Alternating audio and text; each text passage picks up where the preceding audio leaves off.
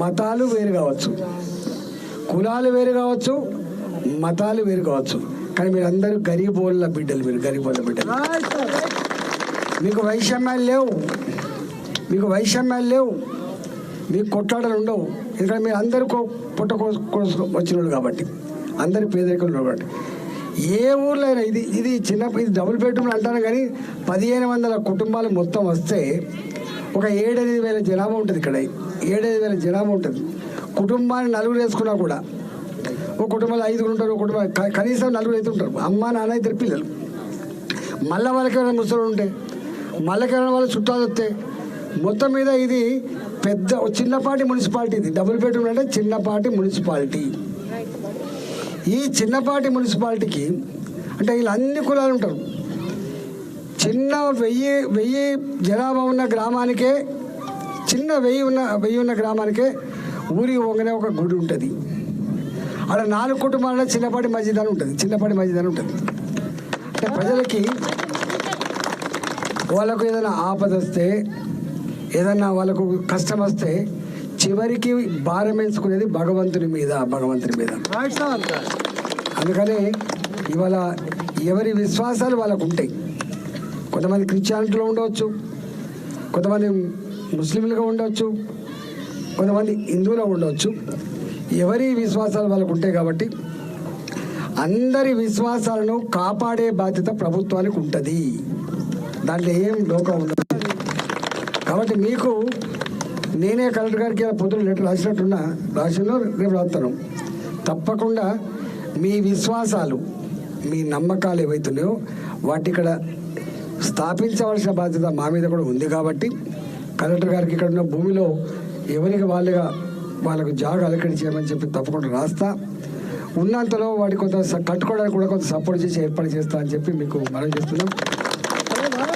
లేకపోతే లాస్ట్కి ఏమైందంటే ఇవి కనుక లేకపోతే ఏమవుతుంది, మనం ప్రార్థన చేసుకోం, శుచి ఉండదు, శుభ్రత ఉండదు అని చెప్పి ఫీలింగ్ ఉంటుంది.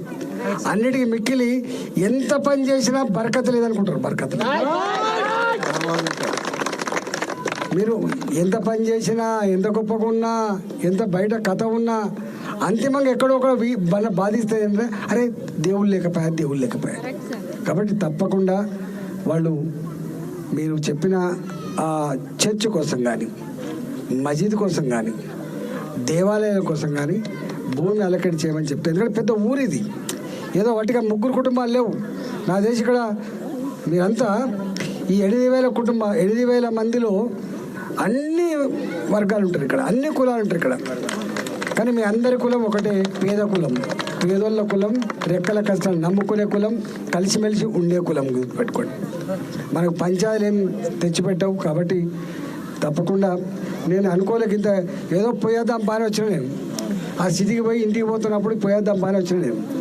కానీ గింత గొప్పగా మీరు ఇక్కడ వచ్చి గిన్ని దండలు తెచ్చి, గిన్ని శాల్వాలు తెచ్చి, పెద్ద స్టేజ్ చేసి మైకి పెట్టి గింత గొప్ప సభ పెడతారని మాత్రం అనుకోలేదు.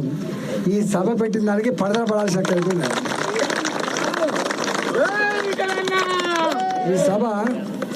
ఈ సభ పెట్టిన దానికి మీకు పడదల పడాలి. కాబట్టి తప్పకుండా దవాఖాన కూడా ఒకటి పెట్టించి ఏర్పాటు చేస్తా. ఇక్కడ ఒక అంగన్వాడీ సెంటర్ కావచ్చు. నేను ఇప్పుడే చెప్పిన మీకు, ఇదో పెద్ద గ్రామం, ఇది చిన్న గ్రామం కాదు. 8,000 గ్రామం అంటేనే 1,500, 1,500 జనాభా ఉంటుంది. ఇది 8,000 జనాభా ఉన్నది, ఇది గుర్తుపెట్టుకోండి.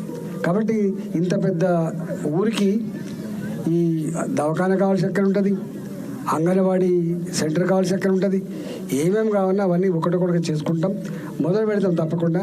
ఎందుకంటే ఇప్పటిదాకా చెప్పండి చంద్రశేఖర్ గారు, నీ బంగ్లా ఎక్కి చూస్తేనే ఇల్లు కనబడుతుంది.